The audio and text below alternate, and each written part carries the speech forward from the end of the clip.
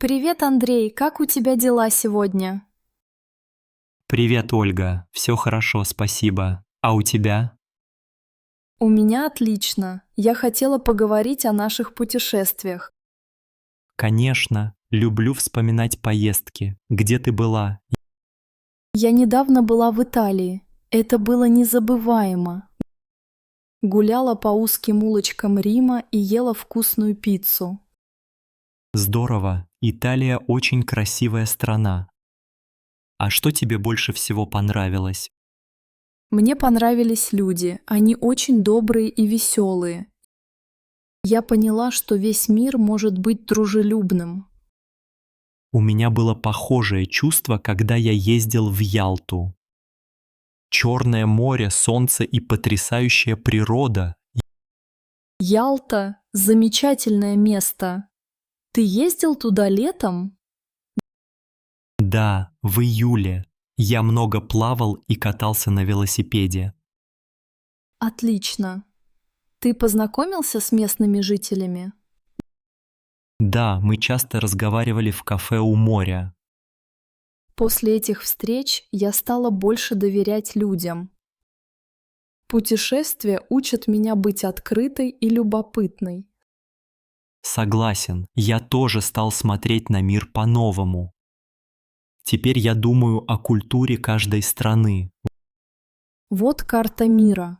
Покажи, куда еще хочешь поехать. Я мечтаю увидеть Францию, особенно Париж. Париж– город мечты. Там много музеев и красивых улиц. А ты куда хочешь поехать в следующий раз? Я хочу посетить Санкт-Петербург. Там много искусства. Отличный выбор. Я люблю Эрмитаж и Невский проспект. Посмотрим твои фотографии, если не против. С удовольствием. Вот фотоснимки с моря и гор. Очень красиво. Желаю тебе новых ярких путешествий. Спасибо, Ольга. Пусть твои мечты тоже сбудутся. Давай поедем куда-нибудь вместе этим летом. Давай, это будет прекрасное приключение для нас. Привет, Алексей. Как твои дела сегодня? Здравствуй, Марина. Все хорошо, спасибо. Я заметила старую газету на столе. Что это? Это газета из моего детства. Нашел ее в шкафу. Интересно, почему она для тебя важна? Здесь статья о моей первой работе. Первая работа. Когда это было? Мне тогда было 16 лет, учился в школе. Где ты работал?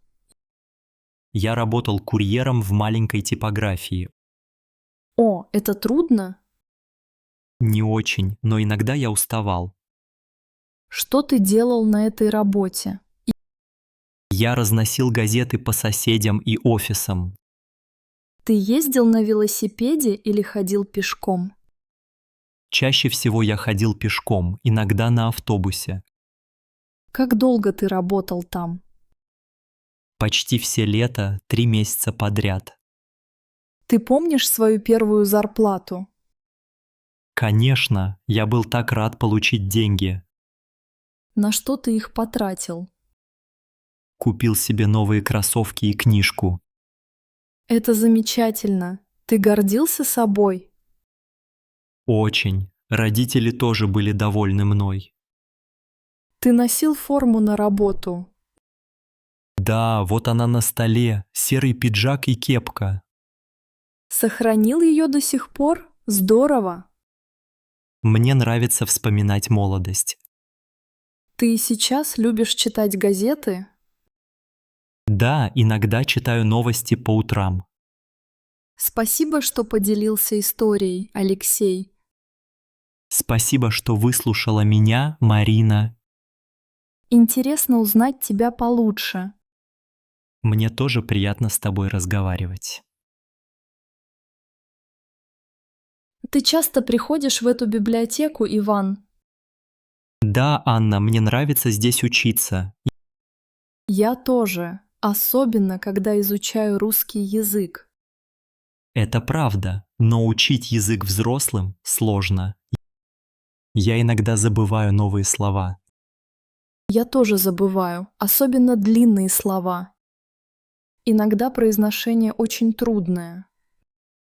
Да, произносить некоторые звуки непросто.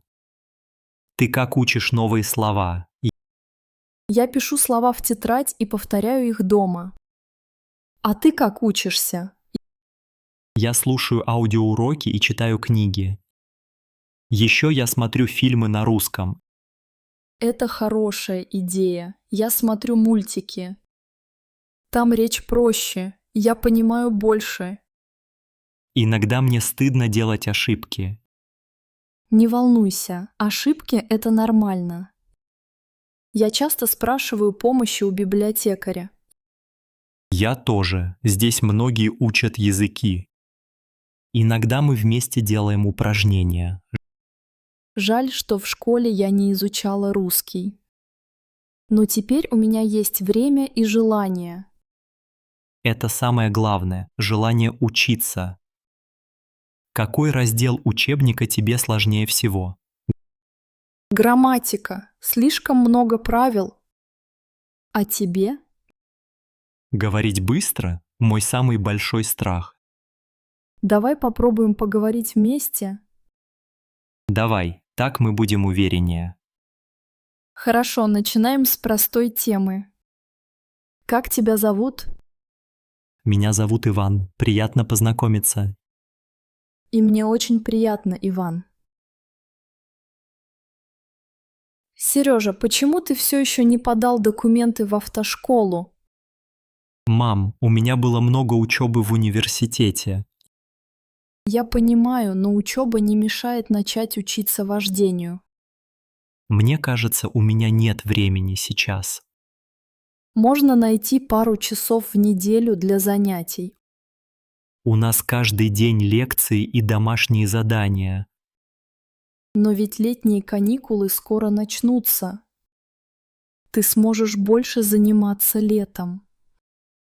Может быть, я немного переживаю за экзамен. Не волнуйся, Сережа, все это проходит. Я боюсь не сдать теорию с первого раза. Теория несложная. Мы можем вместе читать учебник. Мам, у тебя есть время мне помочь? Конечно, вот книги, которые я принесла. Здесь все понятно объяснено. Ты быстро все поймешь. Спасибо. А уроки вождения страшные? Нет, инструкторы всегда спокойные и доброжелательные. Я уже держал руль у папы в машине. Вот и хорошо. Значит, у тебя уже есть опыт. Но на настоящем экзамене все по-другому. Это нормально волноваться. Главное – попробовать. Все мои друзья уже записались в автошколу. Так ты тоже можешь записаться с ними. А если я не сдам экзамен, будет стыдно. Глупости. Никто не судит. Ты ведь стараешься? Да, наверное, ты права, мама. Водительское удостоверение пригодится тебе всегда. Можно ездить на дачу в Подмосковье. Я думаю об этом. Автобусом туда неудобно. Ты сможешь быть самостоятельным и помогать нам. Ладно, я завтра зайду в автошколу узнать детали. Молодец. Я тобой горжусь, Сережа. Спасибо, мама. Я попробую не разочаровать тебя. Привет, Иван. Как твои дела сегодня? Привет, Марина. Все хорошо, спасибо. А как у тебя? Тоже хорошо. Смотри, здесь стоит машина. Интересно, ты бы хотел иметь машину в городе? Я думаю об этом часто. Машина же это удобно. Да, но в Москве много пробок. Это проблема. Согласен, пробки очень мешают, но иногда это быстро. На машине легко ехать за город в выходные. Это правда. Можно поехать на дачу или на озеро. Но парковку всегда сложно найти. особенно в центре. Да, парковка дорогая и мало мест. Это минус. Я чаще езжу на метро. Метро быстро и удобно. В транспорте можно читать или слушать музыку. Мне тоже нравится метро. Нет проблем с парковкой. Но когда идешь за покупками, машина очень помогает. Согласна, с тяжелыми сумками трудно в транспорте. Но я обычно покупаю продукты рядом с домом. Я работаю далеко, поэтому иногда машина нужна. Понимаю. А сколько стоит содержание машины? Бензин, страховка, ремонт – все это дорого. Сейчас цены на бензин растут каждый год. Да, это меня беспокоит. Машина – большая трата. У меня есть друг, он часто пользуется такси. Говорит, что это дешевле и не нужно думать о парковке. Я иногда тоже езжу на такси, это удобно ночью. Но все равно мечтаю иметь свою машину. Моя мама говорит, машина – роскошь, а не средство. Но для семьи с детьми, наверное, без машины сложно. Точно, когда есть дети, машина помогает каждый день. У меня пока нет своей семьи, поэтому мне проще. Я думаю, каждому свое. Главное – удобство. Спасибо, Иван. Было интересно поговорить. Спасибо тебе, Марина. Хорошего дня. Здравствуйте. У меня проблема с машиной. Здравствуйте. Я Алексей, механик. Чем могу помочь? Меня зовут Анна. Машина странно шумит. Я посмотрю. Часто водители не проверяют масло. Ой, я редко проверяю масло. Это важно? Очень важно. Без масла двигатель быстро ломается.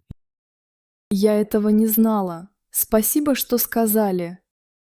Многие забывают вовремя менять фильтры. Фильтры? Это воздушный фильтр? Да, и масляный тоже. Их надо менять раз в год. Я не помню, когда в последний раз меняла фильтр. Я проверю все сейчас. Не волнуйтесь. Спасибо. А что еще часто забывают водители? Часто не проверяют давление в шинах. Я редко смотрю на шины. Это опасно? Да, при низком давлении машина хуже управляется. Я обязательно проверю шины завтра. Молодец. Еще важно не забывать про тормоза. Тормоза тоже надо проверять. Обязательно. Лучше делать это каждые 6 месяцев. Спасибо за совет. Я этого раньше не знала. Ничего страшного. Все учится постепенно. А вы любите эту работу, Алексей? Да, я работаю механиком уже 15 лет. Хочу, чтобы клиенты были довольны и в безопасности. Очень приятно с вами общаться. Я теперь спокойнее. Если возникнут вопросы, приходите в любое время. Большое спасибо. Я буду следить за машиной лучше. Это правильно. Хорошая машина – залог спокойствия. Да, теперь я это понимаю. Спасибо за помощь. Всегда рад помочь. Удачи на дорогах, Анна. Спасибо, Алексей. Хорошего дня. Иван, ты волнуешься перед собеседованием? Да, мама, я очень нервничаю. Это важно для меня. Не переживай, все будет хорошо. Я боюсь сделать ошибку или забыть что-то важное. Ты хорошо готовился. Посмотри на свои записи еще раз. Вот мои заметки. Я учил вопросы и ответы. Молодец. А костюм приготовил? Да, он лежит на кресле, поглажен и чистый. Ты выглядишь отлично. Все под контролем. Спасибо, мама. Ты мне очень помогаешь. Расскажи, куда ты идешь работать. В компанию в центре Москвы. Я хочу стать менеджером. Это солидная фирма, тебе понравится там. Надеюсь, я хочу научиться чему-то новому. У тебя все получится, просто говори уверенно. Но вдруг меня спросят что-то сложное. Скажи, что быстро учишься и не боишься трудностей. Хорошо, я запомню. А если я не пойму вопрос? Попроси повторить или уточнить. Это нормально. Спасибо, мама. Я постараюсь быть спокойным. Немного волнения– это даже хорошо.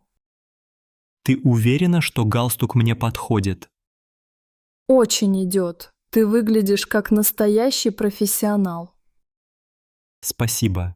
Может, повторим приветствие? Конечно. Скажи «Добрый день, меня зовут Иван». Добрый день, меня зовут Иван Кузнецов. Прекрасно, все получится. Я рад, что ты рядом. Это меня поддерживает. Я всегда с тобой, верю в тебя. Спасибо, мама. После собеседования расскажу все. Обязательно. Я жду твой звонок. Держи за меня кулачки. Держу. Удачи тебе, сынок. Доброе утро, Анна. Как тебе утро в маленьком городе? Доброе утро, Илья. Мне очень нравится здесь жить. Мне тоже. Здесь всегда спокойно, почти нет шума. Да, мне нравится, что люди здесь все добрые. Я тоже это заметил. Все здороваются друг с другом. А еще здесь очень чисто, мало машин и транспорта. Правда, воздух свежий, как сегодня возле булочной. А булочная здесь моя любимая. Всегда вкусно пахнет. Я тоже люблю их хлеб. Он всегда свежий и теплый. В больших городах редко бывает такой уют. Конечно, там много людей и магазинов, но шумно. Иногда хочется больше магазинов и развлечений. Но мне важнее тишина и природа за городом. Да, мы можем гулять в парке или по лесу рядом. Детям тоже хорошо здесь. Школа близко к дому. И родители не волнуются, ведь городок маленький. Мне нравится знать всех соседей по имени. Я бы не хотел возвращаться в большой город. А где ты раньше жил, Илья? Я из Москвы, жил там много лет. Наверное, там интереснее, но и сложнее жить. Да, больше работы и возможностей, но всегда спешка. Здесь все немного медленнее и спокойнее. Можно пить кофе у булочной и смотреть на природу. И не спешить, как мы это делаем сейчас. Иногда приезжают туристы, они удивляются тишине. Им нравится наша спокойная жизнь и красивые улицы. Я рада, что выбрала именно нашу маленькую Кировку. Я тоже рад. Это идеальное место для жизни.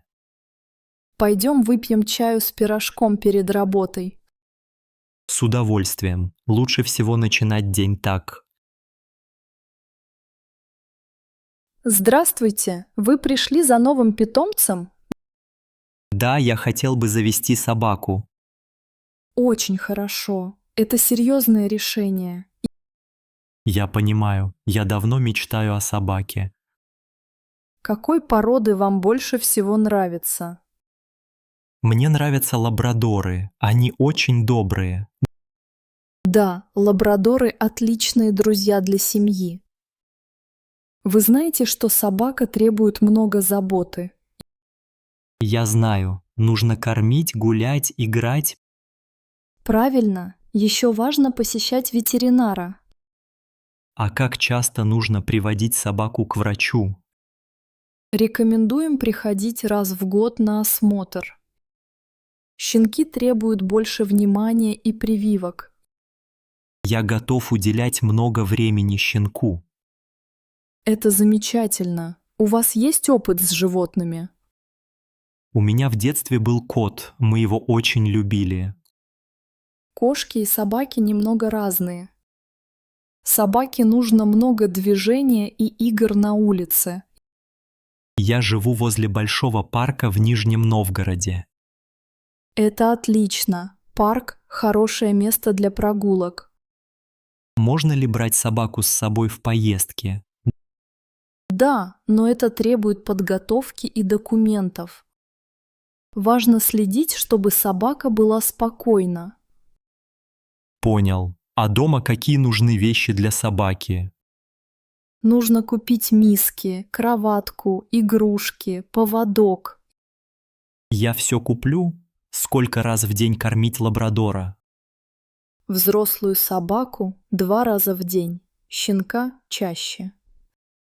Спасибо, что все объясняете. Я немного волнуюсь. Это нормально. Ответственность – это важно. Если будут вопросы, звоните в нашу клинику. Обязательно. Спасибо за советы и теплый прием. Всегда рады помочь. Удачи вам с вашим новым другом. Маша, поздравляю с новой квартирой. Спасибо, папа. Я так рада, что у меня теперь свой дом. Тут очень уютно. Ты сама выбирала мебель?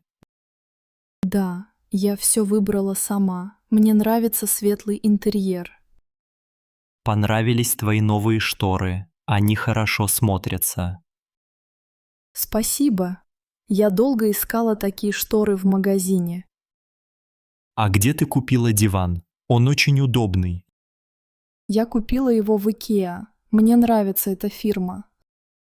Сколько времени у тебя занял переезд? Переезд занял 2 дня. Было много коробок. Тяжело было собирать мебель самой. Немного сложно, но я справилась. Друзья помогли. Соседи уже познакомились с тобой. Да, соседка Марина принесла мне пирог. Это очень по-доброму. Район кажется спокойным. Да, здесь тихо и зелено. Много деревьев во дворе. Как ты добираешься до работы из своей квартиры? Я езжу на метро. Станция рядом, очень удобно. Есть ли у тебя свой письменный стол для работы? Да, вот мой стол у окна. Я там читаю книги. Красивая лампа. Ты сама ее выбирала? Да, папа. Свет очень теплый, приятно вечерами. Ты успела приготовить что-то на новой кухне? Конечно. Вчера приготовила борщ, получилось вкусно. Я рад, что ты учишься готовить национальные блюда. Это важно для меня. Люблю домашнюю еду. Окна выходят на улицу или во двор. Окна во двор. Там играют дети, слышно смех. Есть балкон. Можно посидеть на воздухе. Да, есть маленький балкон. Я там пью чай утром. Я вижу много коробок. Еще не все разложила? Почти все. Остались только книги и посуда. Если нужна помощь, зови меня. Я всегда готов. Спасибо, папа. Очень приятно твое внимание.